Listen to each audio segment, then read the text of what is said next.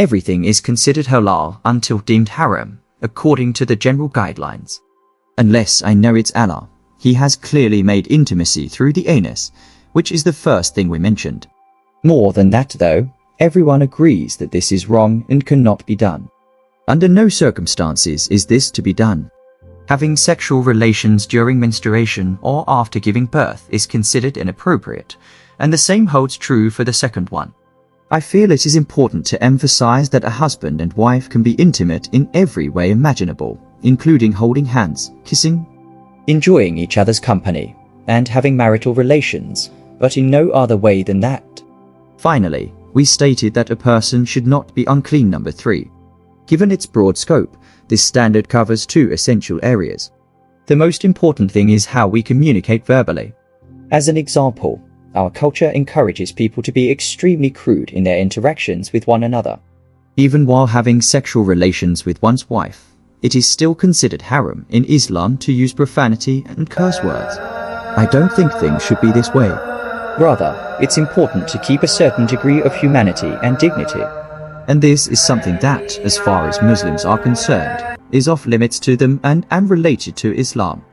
As you progress through your Islamic studies, you will realize that one of the negative effects of pornographic media is the promotion of sexual practices that are forbidden in Islam. After seeing it multiple times, one begins to wonder, you know what? This is the intended relationship between intimacy and the third point. One should also not be unclean, which brings us to our third principle.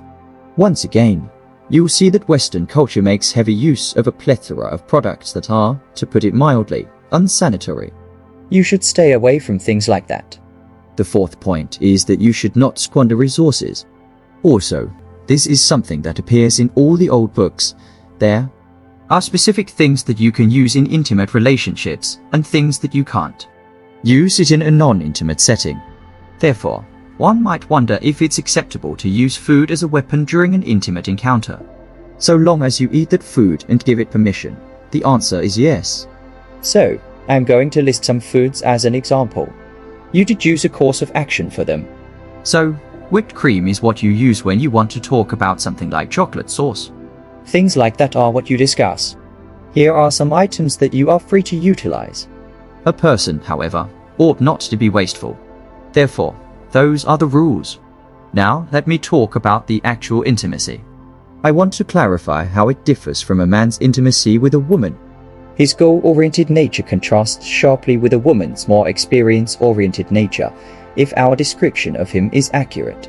Following this logic, a man's priorities lie in getting things done. He will be satisfied after that because it will bring him the most joy. Wise according to a female point of view, the experience itself is more important than finishing. Some men have needs that can't be satisfied until a woman says, you know what? We should eat dinner out. It would be appropriate to light a few candles here first. And that's just how the man feels on the inside. It seems like he's acting superficially. It's like, this is not what I need right now. But he's acting politely on the inside. Well, I'm simply experiencing a severe fitna, you know. There was an incident, and now I must complete my tasks. That is something a woman must acknowledge.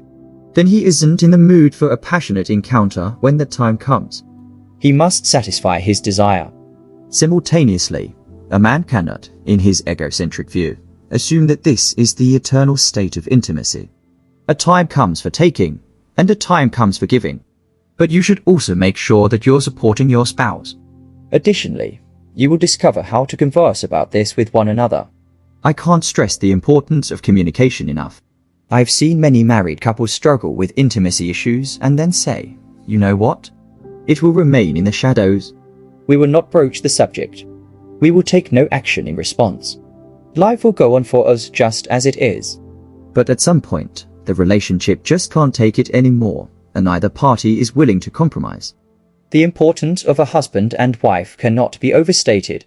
Therefore, share your preferences with your spouse if you have any, and vice versa if you have any. Instead of stuffing your feelings and keeping them hidden, tell your spouse how you really feel. If you take care of them right away, it will be much easier later on.